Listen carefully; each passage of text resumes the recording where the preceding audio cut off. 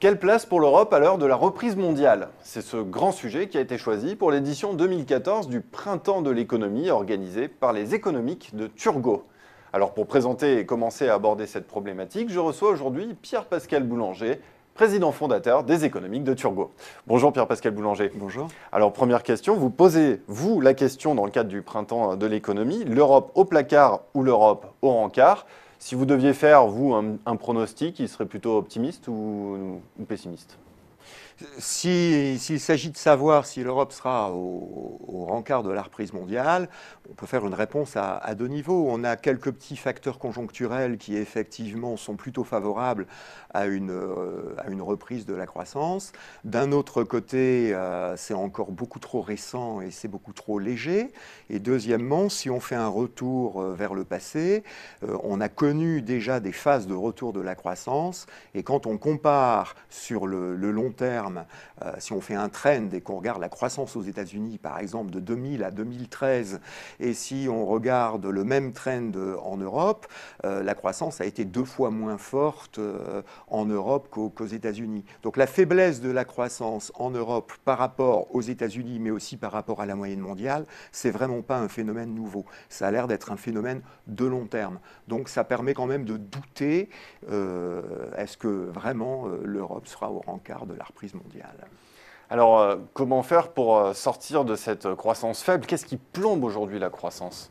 Qu'est-ce qui plombe la croissance? Un grand dysfonctionnement déjà de la gouvernance de l'Union européenne. L'Union européenne a fait d'énormes progrès, c'est quand même une création dont on peut être fier, mais elle avance extrêmement lentement par rapport à l'urgence des défis auxquels on est confronté. Donc on a une gouvernance économique qui est boiteuse, on a une politique monétaire, on a 18 politique budgétaire, enfin on a en tout cas 18 budgets dans l'Union européenne, ça bloque toute possibilité de politique conjoncturelle cohérente, quelle qu'elle soit d'ailleurs. Mais si on veut qu'une politique économique soit efficace, il faudrait au moins qu'elle soit cohérente sur l'ensemble de la zone. Donc du fait, on a des pays qui peuvent, notamment au niveau budgétaire, jouer cavalier seul, se la jouer un petit peu solo, ça fait des distorsions, et donc ça mine l'efficacité d'une politique économique conjoncturelle. Deuxièmement, on ne peut pas avoir de politique budgétaire européenne quand on a un budget européen qui représente à peine plus de 1 point de son PIB. Donc comment mener une politique d'innovation, comment mener des politiques structurelles qui sont nécessaires pour la croissance à long terme. Est-ce qu'il y a un problème avec l'euro fort qui mine notamment les efforts de compétitivité réalisés dans les économies du Sud? Oui, mais avant de répondre à cette question, je voudrais quand même rappeler que l'euro n'est pas un problème. L'euro fort. C'est le niveau de l'euro. Qui s'apprécie à 1,40 € Mais ce n'est pas depuis des mois. Ce n'est pas l'euro, puisque beaucoup font l'amalgame.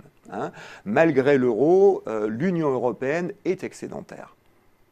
Alors, ça masque... En raison des excédents allemands. Oui, mais ça masque d'énormes disparités sur l'ensemble, effectivement, du territoire. Alors, l'euro fort, effectivement, ça pénalise. Ça c'est sûr, surtout les économies du Sud ou la France. Donc le problème c'est le niveau de l'euro et le problème ce sont ses défauts de conception. Bien évidemment. La monnaie a une fonction politique, on a complètement oublié ça quand on a créé l'euro. On a eu plein de tensions sur l'euro qui viennent du fait que, alors que l'euro était censé faire converger les économies depuis la création de l'euro, l'hétérogénéité des économies s'est aggravée, d'où les tensions sur l'euro. Donc il faut absolument donner à l'euro un cadre institutionnel et peut-être faut-il mener une politique de change. Pierre-Pascal Boulanger, pourquoi avoir choisi ce thème de l'Europe pour cette édition 2014 du Printemps de l'économie? Est-ce parce que justement vous mesurez un déficit de pédagogie dans l'opinion publique sur toutes ces questions? Bien sûr, bien sûr. La création du Printemps de l'économie, l'année dernière, elle est partie d'une conviction partagée donc, avec Michel Rocard, qu'on avait reçu aux économiques de Turgot. La méconnaissance en économie est une menace pour la démocratie. Mendes le disait déjà. Et donc nous sommes effectivement assez mauvais en France à ce niveau-là. Donc il faut faire de la pédagogie auprès du grand public. Nous, on fait déjà de la pédagogie auprès des lycéens et des étudiants depuis 5 ans. À Paris, il n'y avait pas de journée de l'économie. Ce que font les GECO, c'est formidable. Mais quand on regarde ce qui se fait en France par rapport à d'autres pays européens, on a beaucoup moins d'opérations de ce genre. Et deuxièmement, on a vraiment, en termes d'Europe, quand on voit la montée de l'euroscepticisme, quand on voit les taux d'abstention aux élections européennes, qui ne font que grimper des premières élections en 1979 jusqu'en 2009, et qu'est-ce qui va nous attendre aux élections, effectivement? Vous pensez que c'est une incompréhension des grandes problématiques européennes? C'est une incompréhension. En plus, l'Europe apparaît très loin, alors que le problème, c'est pas que l'Europe est loin, c'est que l'Europe est faible, c'est que les gens la sentent pas effectivement au quotidien. Donc là, il faut vraiment énormément expliquer l'Europe. Ça, c'est un enjeu majeur, oui. Expliquer l'Europe, un enjeu majeur, eh bien, c'est justement pour cela que vous organisez le Printemps de l'économie avec cette question en 2014, l'Europe au placard, l'Europe au rencard. Pierre-Pascal Boulanger, je vous remercie d'être venu sur Xerfi Canal. Merci à vous.